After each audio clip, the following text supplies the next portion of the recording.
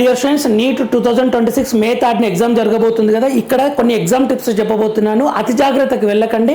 కొన్ని important tips follow అయితే మీరు ఎగ్జామ్ బాగా రాయగలుగుతారు. అదేంటో చూద్దాం. Don't panic. ఓవర్గా థింక్ చేయకండి. పేపర్ టఫ్ వచ్చింది అని. నీకు కాదు టఫ్ వచ్చిందంటే అందరికీ టఫే, ఈజీ వచ్చిందంటే అందరికీ ఈజీయే, దేశంలోని అందరికీ. సో ఇక్కడ నేను ఒక 2 కేసెస్ తీసుకుంటున్నా. ఇక్కడ అతి జాగ్రత్తకు వెళ్ళకండి. ఒక ఫస్ట్ కేసు ఏంటంటే, మీకు ఒక క్వశ్చన్కి 4 ఆప్షన్స్, మీకు ఆన్సరే తెలియదు.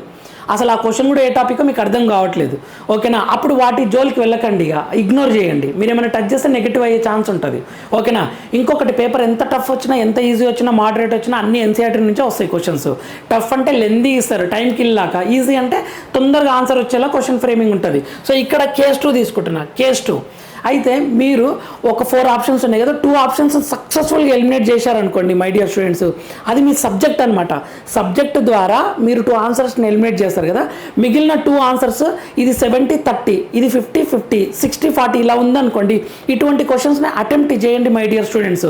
భయపడి అటెంప్ట్ చేయకుండా, సార్ బయటకు వచ్చి, సార్ అది నేను ఇదే అనుకున్నా సార్, కానీ అది పెట్టలేకపోయినా, భయపడ్డా, 2 ఆప్షన్స్ని ఎలిమినేట్ చేసినా కానీ అని అలా చెప్పినప్పుడు చాలా బాధ అనిపిస్తుంది. ఎందుకంటే 2 ఆప్షన్స్ని ఎలిమినేట్ చేసినప్పుడు మీరు సక్సెస్ఫుల్గా సబ్జెక్ట్ తోటే ట్రీట్ చేసినట్లు ఆ క్వశ్చన్ని. సో ఈ 2 ఆప్షన్స్లో డేర్ చేయండి. అప్పుడు బెనిఫిట్ ఏంటో చెప్తా చూడండి. ఏంటి బెనిఫిట్ అంటే, మీరు ఒకవేళ 20 క్వశ్చన్స్ ఉన్నాయనుకోండి, అలా ఫిజిక్స్ ఒక 5, కెమిస్ట్రీ 5, బాటనీ 5, జువాలజీ 5 ఉన్నాయనుకోండి. 20 అందులో 10 కరెక్ట్ అయినా, అంటే 50% 2 ఆప్షన్స్లోనే గెస్ చేసి పెడితే 10 కరెక్ట్ అయితే 40 మార్క్స్ వస్తాయి. మిగిలిన 10 రాంగ్ అయితే -10 వస్తాయి. అలా కాకుండా 8 కరెక్ట్ అయినాయి అనుకోండి, అప్పుడు 32 మార్క్స్ వస్తాయి.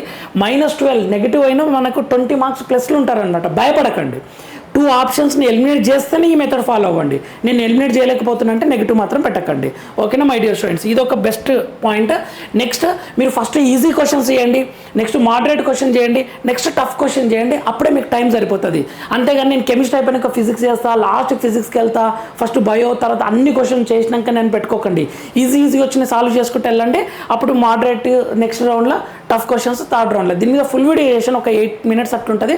ఒకసారి చూడండి my dear students. All the very best my dear students. మన ఛానల్ ఫాలో అవుతుండండి. ఫ్రీ మెంటర్షిప్ వేస్తుంది. All the very best my dear students.